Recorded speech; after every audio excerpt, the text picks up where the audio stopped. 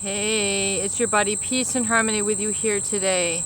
Zooming in on the covert narcissist and really looking at the subtle form of bullying that takes place within this dynamic and in this relationship. I had a viewer who had made a comment about the basic bullying nature of a narcissist and the tactics that they use in terms of the bully who, for example, takes away, your homework. Let's say you're at the playground and they take away your homework and they basically use it as a leverage or as a means or a tool that they will give it back to you once you do X, Y, and Z. So in other words, the bully will take something from you and let you have it back after you've fulfilled an obligation to them. Once you've taken care of them, you've given them something that they need that they could not take responsibility for on their own. So they use sort of an intimidation or a bullying tactic for you to comply. And they bear down on their targets through very sort of subtle means. In other words, there's almost a feeling of chronic indebtedness to a covert narcissist. For example, they seem to relay within their personality the fact that you could never accomplish things on your own without them. So they create this atmosphere within the home, within the relationship, that they are the savior, that they, because of their ability, their money, their intelligence, their demeanor, that they have inherently saved you or done something for you that you could not have done on your own.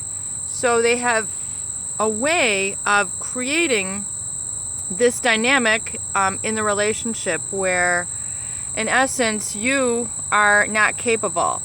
You are not eligible to have interests or needs. You do not qualify to have a voice. You do not have the place to have input, to have discourse, to have communication, the very basics. And this is really perceived by the target as a violation. More so, the bullying takes the form of discrete ways. In other words, you're always expected, there's an expectation, almost an unspoken body language that is utilized by the covert narcissist, that you are to comply or else. There's a constant sort of not aggressive fear, but I would say almost an insecurity that is projected by the narcissist. So that if you do not cooperate, if you do not comply, if you do not stay on this imbalanced relationship with them, that they're going to withhold their glue of the relationship. In other words, and you're not going to be capable of being independent on your own. So this withholding can take the place of emotional support, emotional presence, just the very time that they give you.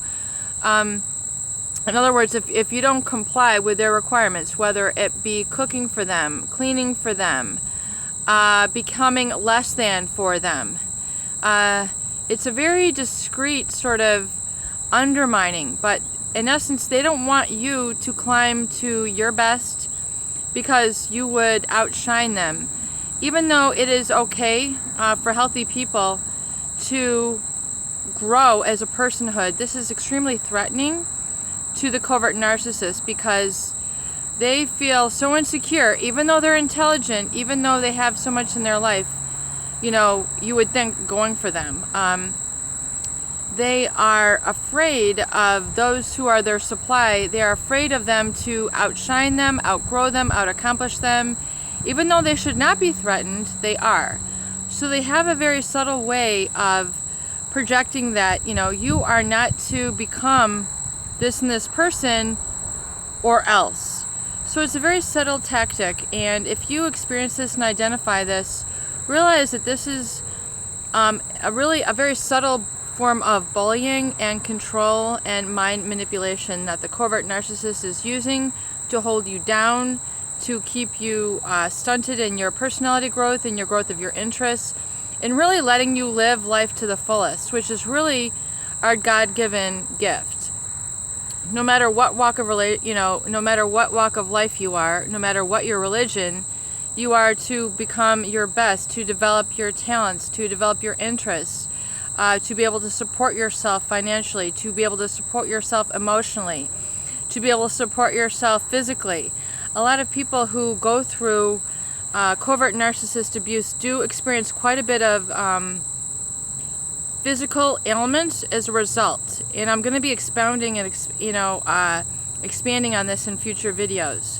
In fact, people are so repressed, so suppressed by these types that they oftentimes experience physical ailments as a result, because they're so disempowered, so disconnected from their essence and their personality and their own values.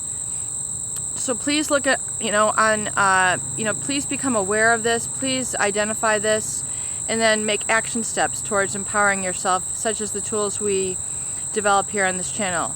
Peace and harmony with you here today. I hope these videos help.